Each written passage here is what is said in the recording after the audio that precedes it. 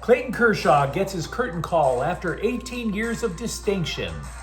Scribes have yet to understand UCLA athletics really is that deep in debt, and the Rams' key to victory Sunday is the same key that they didn't have the last two times they played the Eagles. Good morning. I'm James. And this is your daily dose of sports and snark for the greatest sports city in the world, Los Angeles. This is the faithful Angelenos Morning Report. It is September 20th, 2025. Welcome back to the home office. And if you like being in the know about LA sports, click the like button. Click the subscribe button. There's a notification bell. Hit that. It'll let you know when we drop an update. Sharing is caring. Let people know we exist. By all means, comment. Now, before we go through the notes, we have an expanded look at the scoreboard. Dodgers 6, Scum Francisco 3. You got to be real. This win felt inevitable, right? Clayton Kershaw's last home start in a regular season. Now, he didn't get the win because in typical Dodgers I'm smarter than you fashion, they only let him pitch 4 1/3 innings. I think everybody knew what the moment meant. His last pitch struck out Rafael Devers, and let's be real, the moment was too big. The ump gave him that pitch, gifted it to him like a gold watch. And then Kershaw got his well-deserved thank yous from a sold-out Dodger Stadium. We'll talk more about him in a moment, of course. Meanwhile, the Dodgers have qualified for the playoffs. Their magic number to win the NL West yet again is down to 4. Meanwhile, today, Scum Francisco plays the Dodgers at 6. Michigan State is at 25th ranked USC at 8 o'clock tonight. Tonight marks what should be the finale of the easy part of the Trojans' schedule because I just don't see them losing. I don't. Because the Spartans don't play any defense. They allowed 40 to Boston College, 24 to Youngstown State. I'll give you 24 guesses what Youngstown State's nickname is, for Pete's sake. Michigan State is 119th in the nation against the pass. So, good luck tonight, guys. For real. Now, they do average more than 30 points per game, and that's probably because former Oregon State coach Jonathan Smith, he built the Beavers program over time. And it's kind of clear to me that he's taking the same approach over at Michigan State. But tonight, yeah, the smart money says it's USC going to 4-0. It is Galaxy Game Day. They are hosting FC Cincinnati at 7:30. There's about 5 different ways the Galaxy will get eliminated from MLS Cup playoffs today, even if they win. So with that out of the way, let's get to the news. I'm a grown-ass man. When I hear people talk about feelings, I cringe.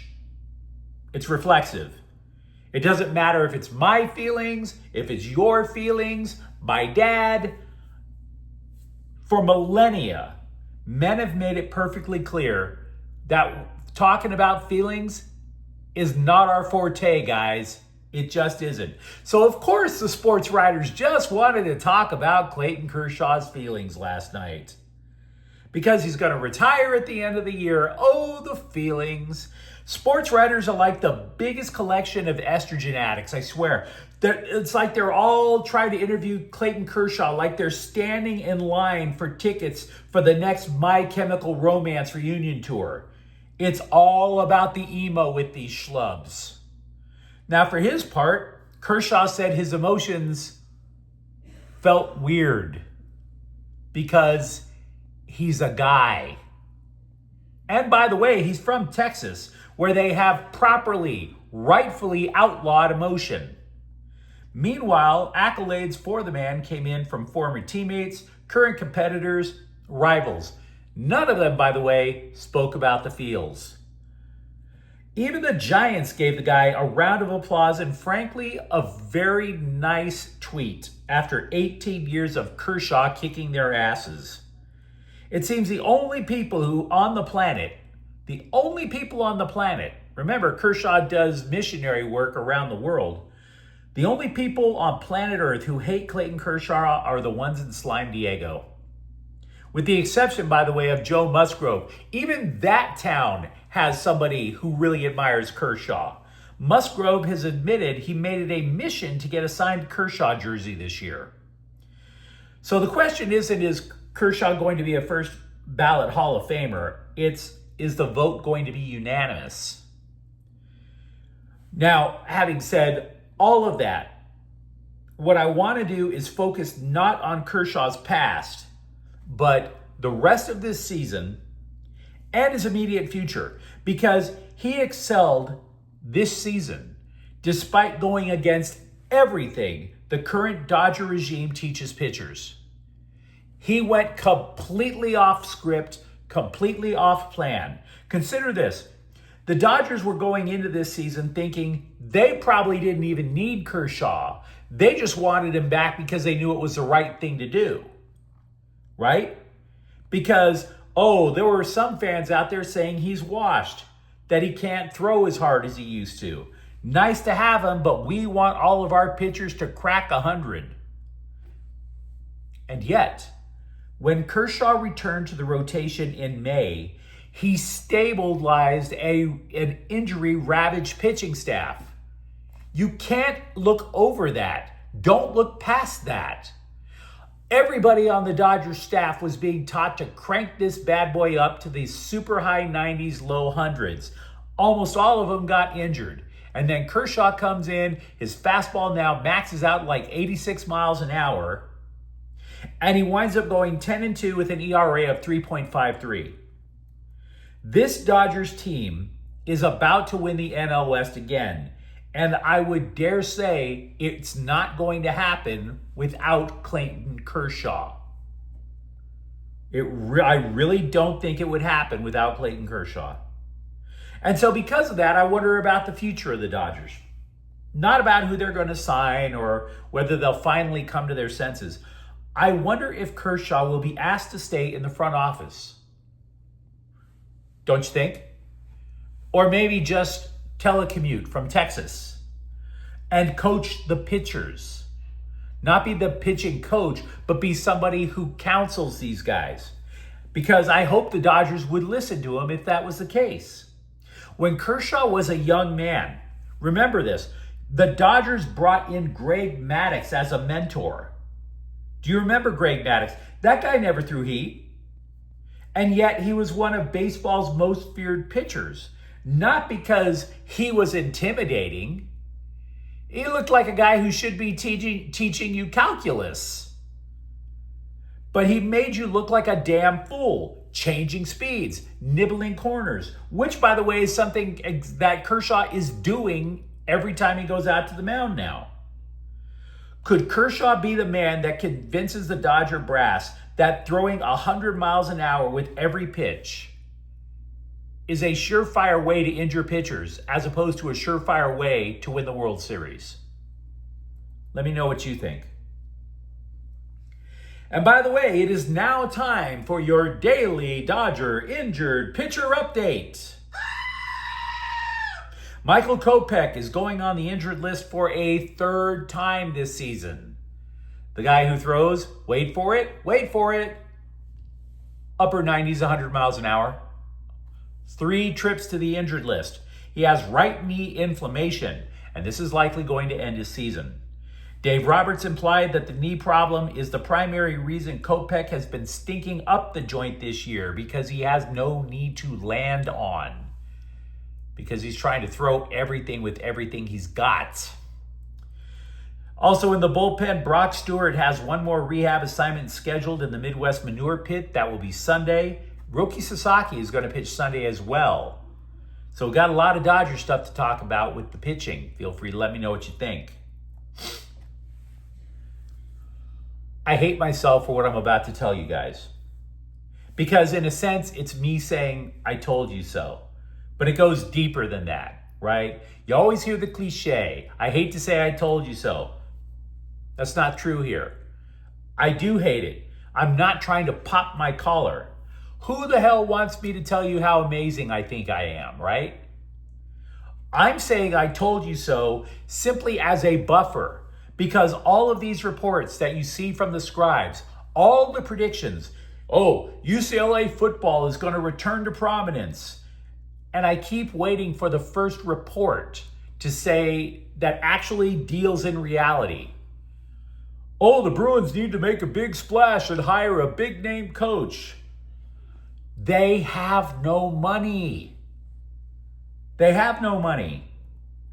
It's like when your wife or your significant other comes back with so many bags from the outlet mall that she looks like a Lululemon billboard with feet. And you're like, I can't Venmo you for your Starbucks addiction now. We have no money. And by the way, please don't start an OnlyFans account to get the coffee money. The Athletic finally decided to deal with reality. Instead of saying, oh, they need to do this. The Athletic went to people across college football to speak about UCLA. Almost all of them did not go on the record, but the answer was unanimous. They have no effing money. Said a former Bruins assistant, quote, you're trying to sell the players on getting a great education and we can develop you as a player, but we didn't have any money to pay them and we were losing out on players, unquote. Keep that in mind when interim coach Tim Skipper tells you that he's going to be able to keep the team together using the exact same message. Oh, the education. Oh, we can coach you up. It's not resonating. They don't have any bleeping money. It hasn't resonated in years. Remember, they didn't have any money to keep Kamari Ramsey, but USC did. They didn't have any money to keep Dante Moore, but Oregon did. Quote from another former assistant, if we can't hold on to these guys, what are we doing? Unquote. And then Rick Neuheisel, the former quarterback, the former coach, he did go on record. Quote, they're unwilling to finance their expectations, and it's been that way for some time. I don't understand why they don't see football as a breadwinner, unquote. So, I can't predict that I know how the Bruins are going to get themselves out of this mess. I'm not an expert in macroeconomics. But until they straighten out the finances, maybe they're just going to have to literally tear everything down like an NFL team does when they're super over the salary cap. Totally straighten out the finances and then rebuild. Maybe they have to crash out first. Maybe, just maybe, they're in a death spiral of their own making. You let me know what you think, because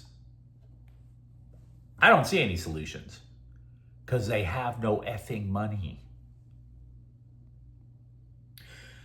I haven't done a preview of the Rams-Eagles game for Sunday yet because you're not stupid.